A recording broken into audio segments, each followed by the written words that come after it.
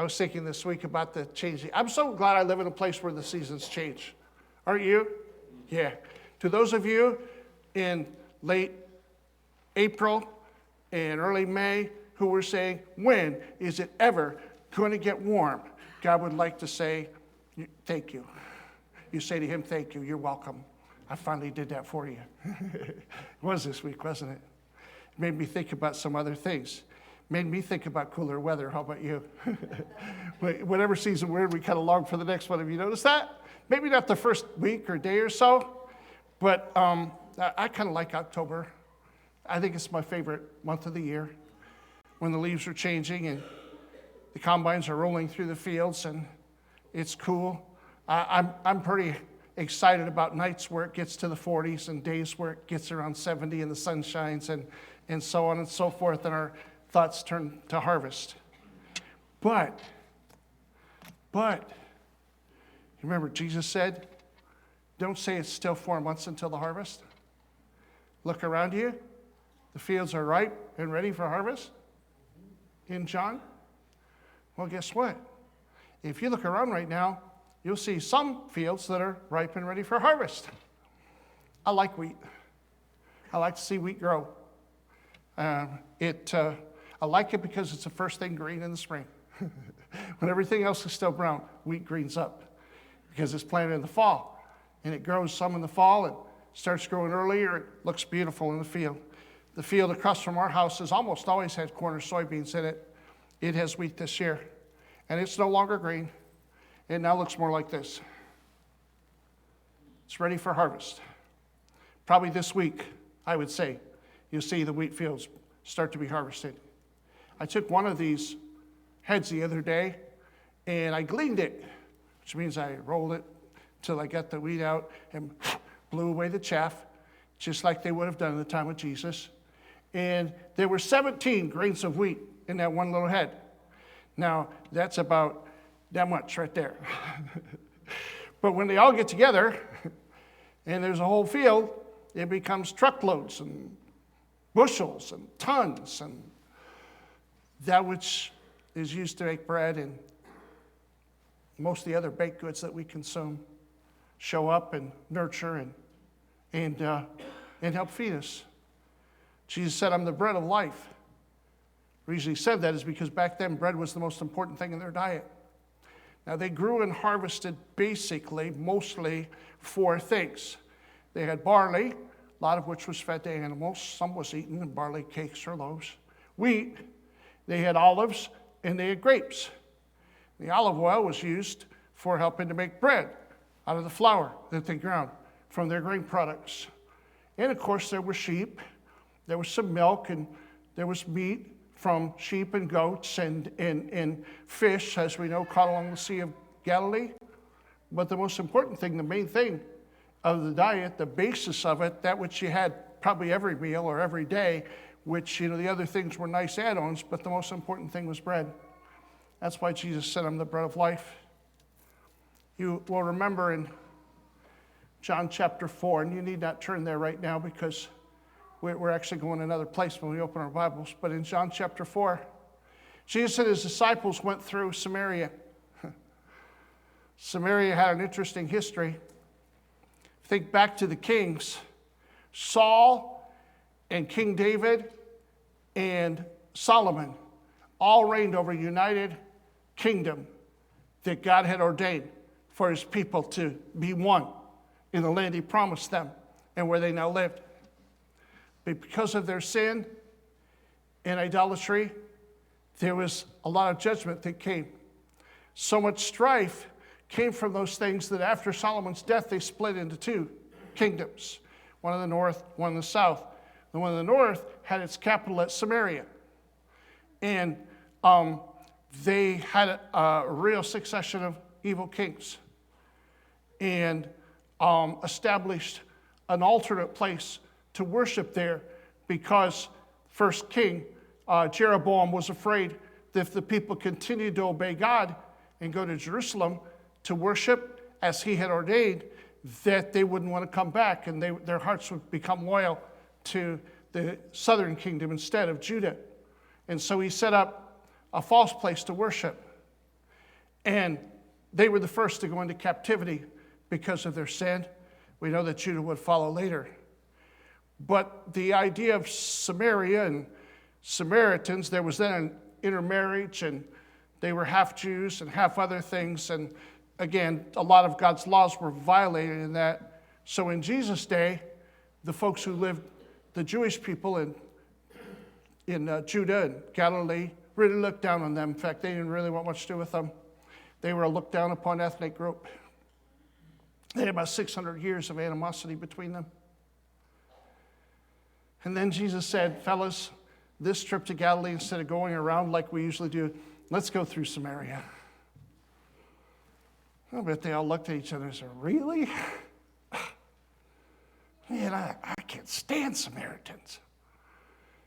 We travel through there, that means we have to sleep there. We have to eat there. We have to go in the market and buy food from those disgusting Samaritans. Yuck. But Jesus said, that's what we're doing. So they followed him because they'd made a commitment they'd follow. I'm sure you remember how they sat down by a well outside of town where the people came to get water to drink, and disciples went into town to buy food. It was midday. Jesus encountered a woman there, one who may well have been rejected by her people. Certainly the conversation unfolded her sin.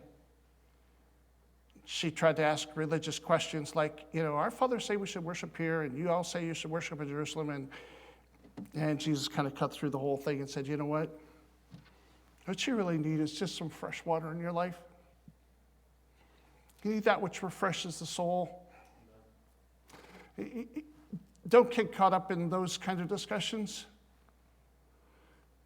I'm just here to tell you about living water. I'm here to tell you about real life, abundant life, life that lasts forever.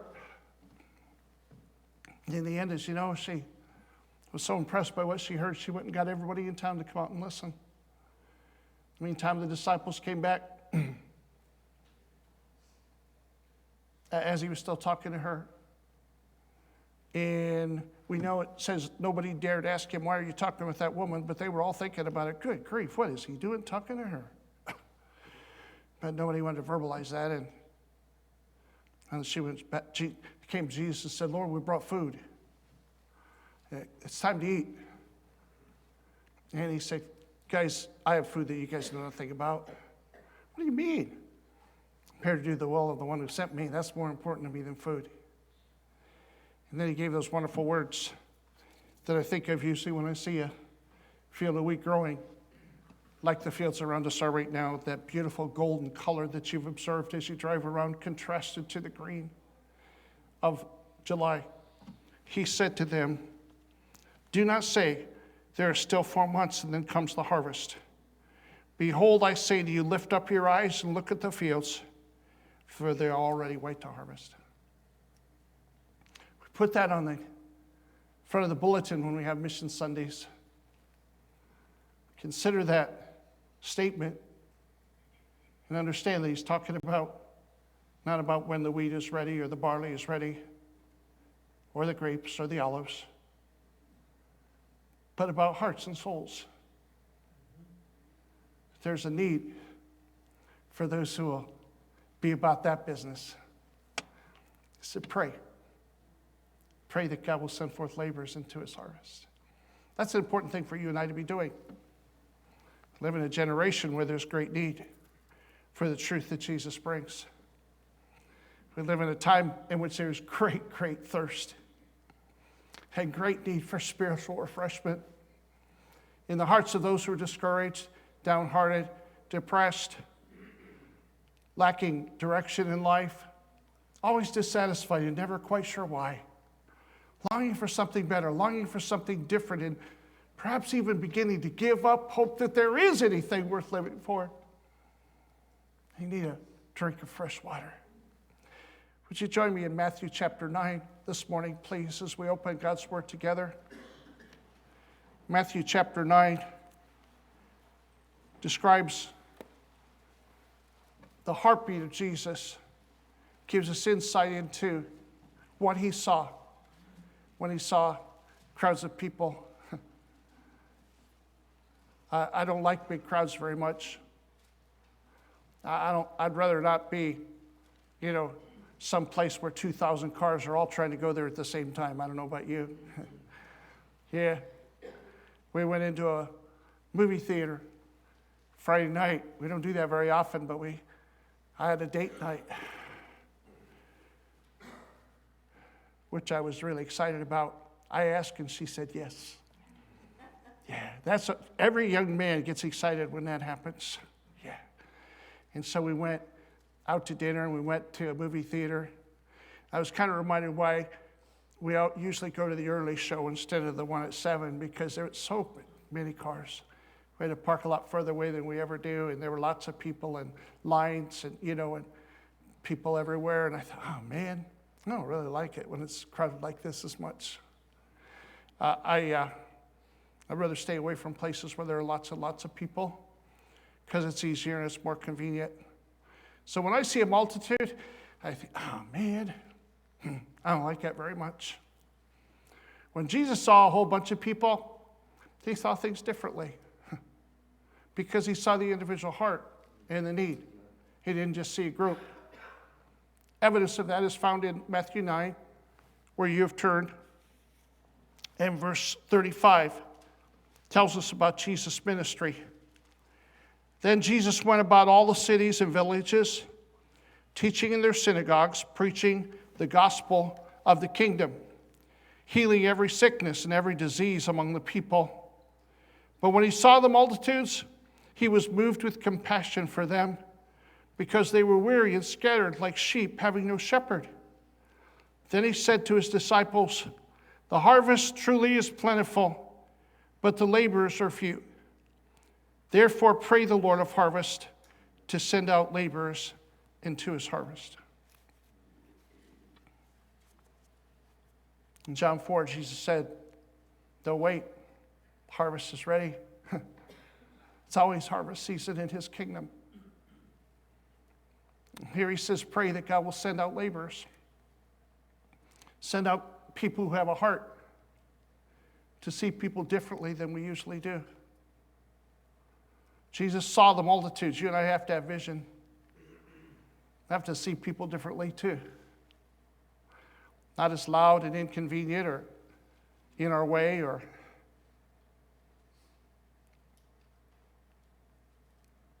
maybe look down on someone like the disciples did on the Samaritan woman. Stereotype people instead of getting to know them. Trying to win arguments and going through life with a me-first attitude. But to start to see things more the way Jesus did. When he saw the multitudes, it says he was moved with compassion. He really cared. He made these people. They were made for his glory. Their greatest purpose for being here was to know him, thereby to be joy to the Father, to live in harmony. He saw what could be. He saw people who were scattered and wandering and had no leader, no purpose, no direction, scrabbling around, trying to make a living and wishing things could be better. Saw the oppression and the injustice. He saw the unkindness and lack of love. He saw abuse and strife and fighting. He was moved with compassion. He cared. Keep praying and asking God, please give me more vision. Let me see things the way you do. I mentioned that we went to a movie the other night, and there was a lady and a young man who came in.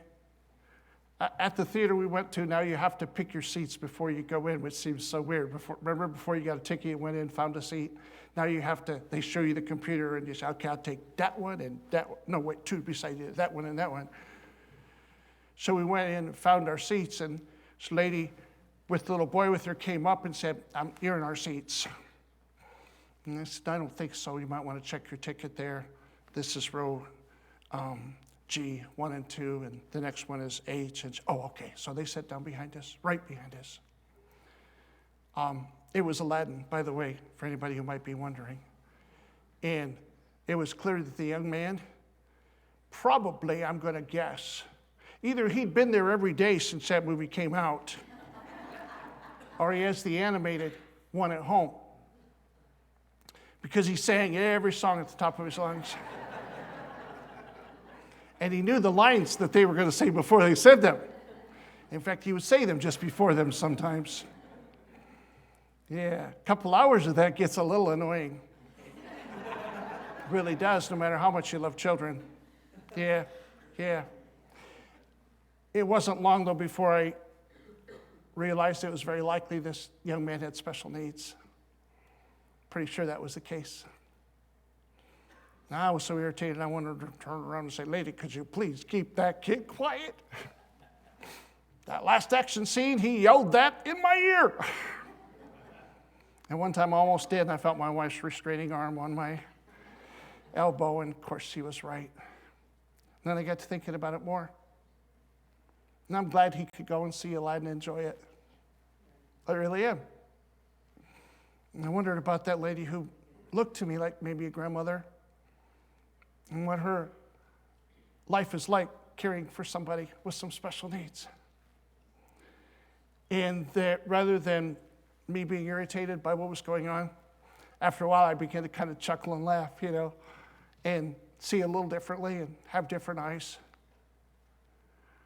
I guess maybe that's partly what it means to be moved with compassion, to just see people differently, to understand their hearts and their needs. Just people that, do rude or mean things, we take that personally and think of them as an enemy or somebody that at least is just messing up my life. Instead of maybe seeing beyond that, understanding the spiritual needs that are there, Jesus never had that problem. He always looked beyond the crowd and saw people in need. So much so that he would say to his disciples, "Look around. Pray that there be workers go out to pick this harvest. Such need."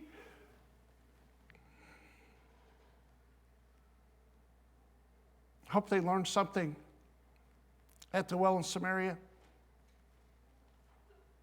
I wonder how they felt when the whole town turned out and they were up to their elbows in Samaritans and stayed for 3 more days as they listened and absorbed and embraced the Word of God as something different than the traditions that they'd always been taught, because they heard Jesus and he touched the heart.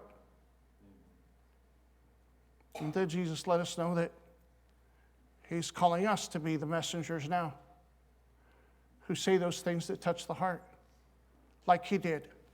Would you turn back just a couple of pages to Matthew chapter 5, please? Matthew chapter 5. In the section that we have called the Sermon on the Mount. Matthew 5:14 through 16. Jesus teaching the people on a wide variety of subjects here. Some guess that probably these teachings came out a lot of different places in his ministry.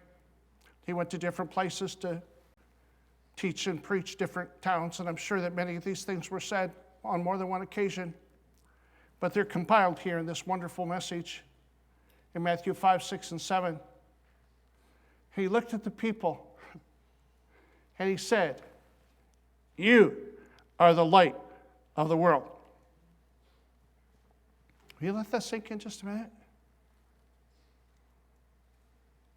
I would have said, "No, Jesus, actually you are the light of the world. I'm just a regular guy who's really messed up and messes up a lot. In fact, I don't really actually have any light. I might tell people my opinion. It usually doesn't have much light." But he said, "You are the light of the world.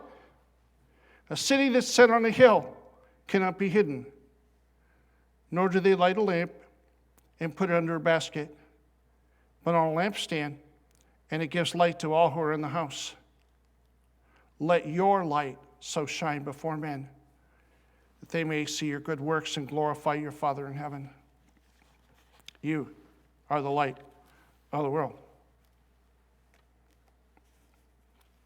This week, in fact, just Friday, I saw a post from Teen Missions International in Florida.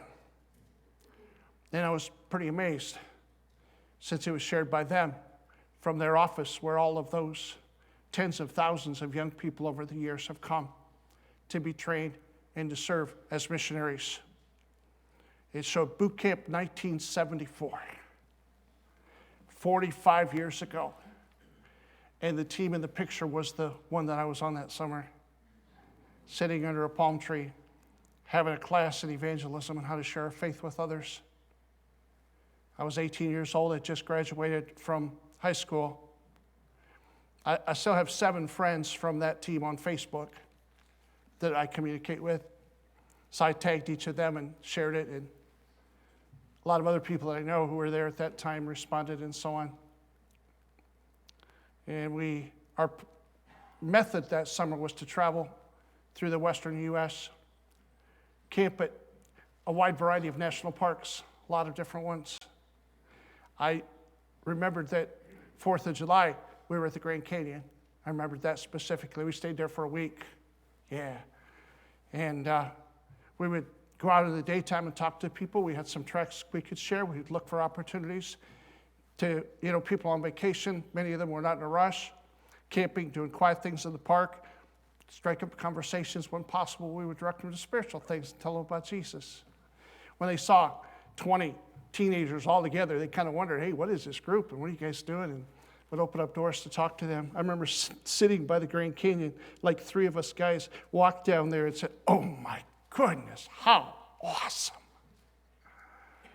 And one of the guys said, man, can you believe God made something this beautiful? This other fellow who was sitting there said, yeah, but have you ever thought about looking into Buddha? I said, yes, I did, and he didn't make this. And it's true. He's a powerful God who made everything. At night, then, in the campgrounds, we go around all the campsites and invite them to come down to ours. Some of the guys play guitars, and we'd sing campfire songs, and some of us would share our testimonies and share what God was doing in our life.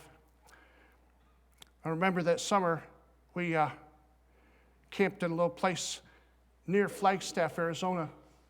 We'd gone across the United States in a bus with no air conditioning, from Florida.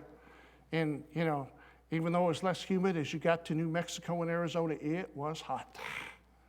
We were supposed to stay several days at Saguaro National Park in the desert. We spent one night and said, man, let's go north.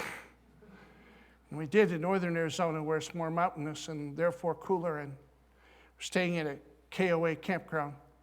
The girls slept on the bus in bunks, and all of us guys pitched tents. And I remember talking to the owner of the campground that night, and he said, come on back here. I want to show you guys something neat. So we went out behind, and he walked behind the building a certain number of, kind of looked like he was pacing off the distance, and he looked, and he said, see that over there? See those lights?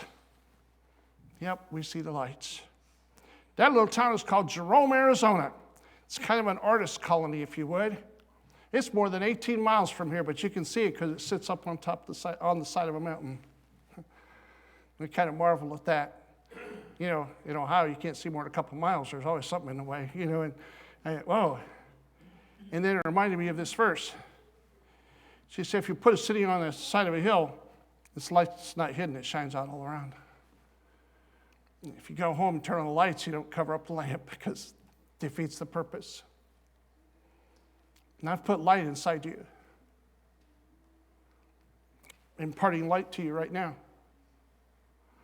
And when I'm gone, you will be the light of the world.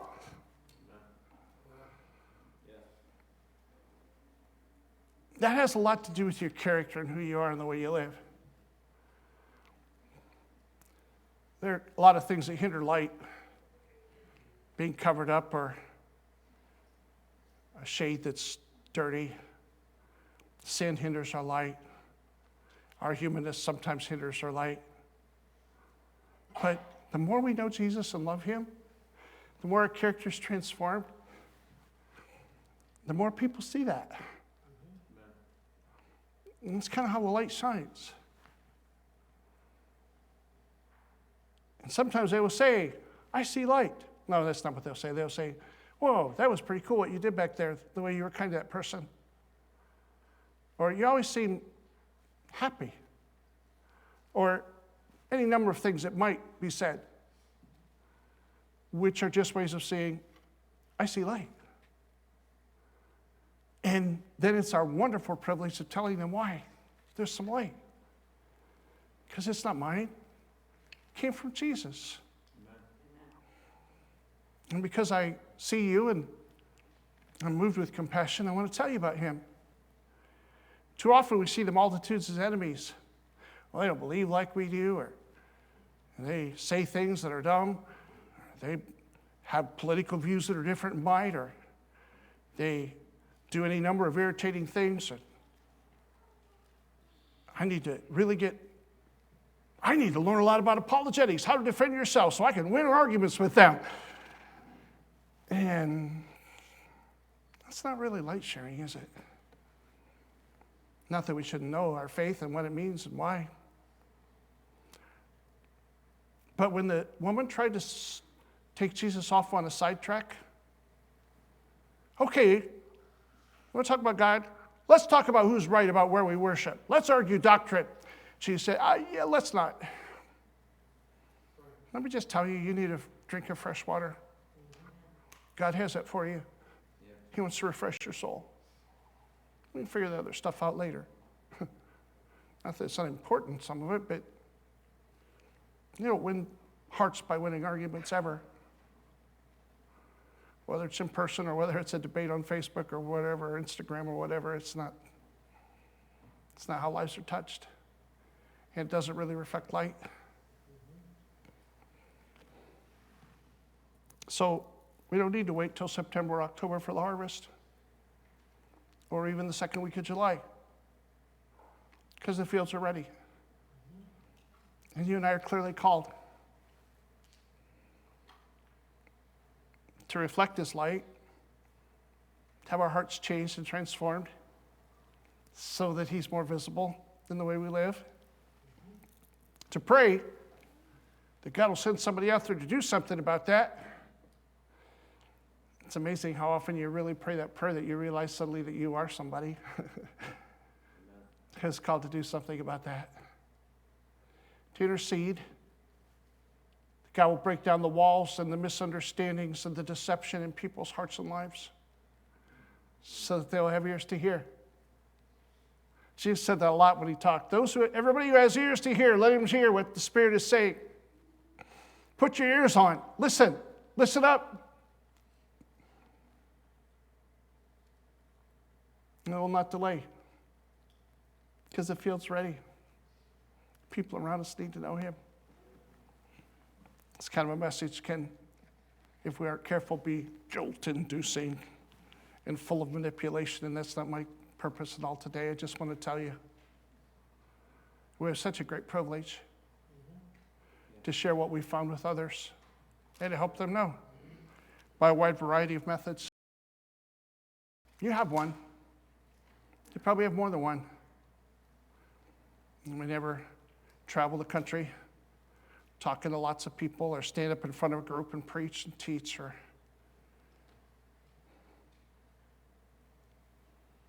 start a blog where you talk about Jesus every day. Just keep your eyes open and your heart open. Say, God, will you show me the places you would have me serve? I really am concerned about the people around me.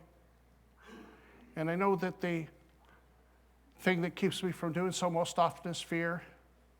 Fear that they won't want to hear or they'll react badly or something. Satan loves to use that to keep us quiet. Don't be silent. Let your light shine. Let's pray together.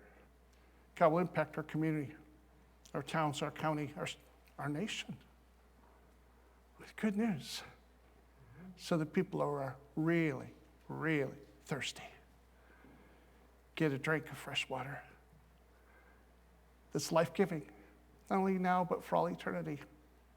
That's good news.